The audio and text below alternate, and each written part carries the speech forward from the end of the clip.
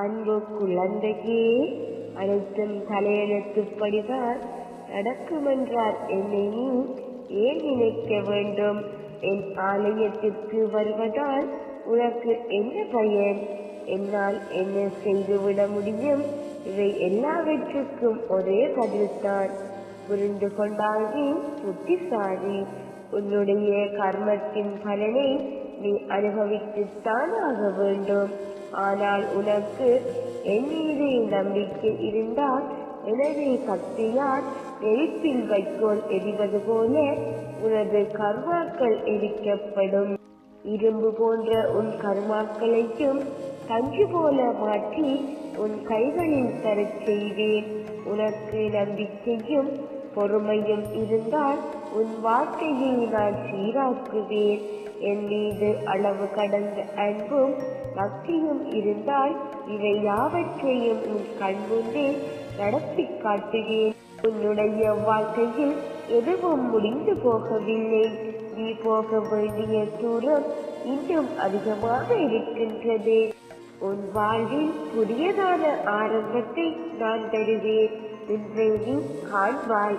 உன்னை விட உன் பிரச்சனையை பற்றி உன்னை படைத்த எனக்கு நன்றாக தெரிகின்றானே. என் மீது முழு நம்பிக்கை வை. நான் உன்னை பாதுகாப்பேன். ஏனெனில் சிக்கல்களை எல்லாம் கொடுத்த எனக்கு அதற்கான தீர்வையும் கொடுக்க தெரியும். இன்று உன்னை தேடி உன் இல்லத்துக்கு நான் வந்துவிட்டேன்.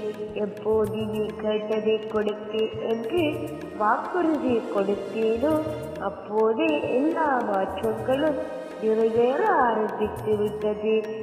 உன்னை தயார்படுத்திக்கொள். என் மீது முழு நம்பிக்கையை வைத்து உனது பாதங்களை என் மீது சுமத்தி நிம்மதியாக இரு. சுகமங்கள செய்தி உன்னை தேடி வரும். மங்களகரமாக நீ வாழப் போகின்றாய். இது எல்லாம் நல்லதாகவே நடக்கும். உன் பாதத்தை நான் பார்த்துக் கொள்கின்றேன். நீ கலங்காமல் தைரியமாக இரு. வாழ்க்கையில் துணிந்து போராடு. எந்த சூழ்நிலையிலும் யாரையும் வாழ்க்கையில் ஒதுக்க நினைக்காதே. கடும் சொற்களால் யாரையும் பேசாதே. அது பாரத்தை என் மீது நம்பிக்கை வைத்து முழுமையாக செலுத்தி அவற்றை பார்த்துக் கொள்கின்றேன். படும் வேதனையில் இருந்து நான் உன்னை விடுவிப்பேன். உனக்கு ஏற்பட்ட பல கஷ்டங்களில் இருந்து உன்னை நான் விடுவிக்கப் போகின்றேன்.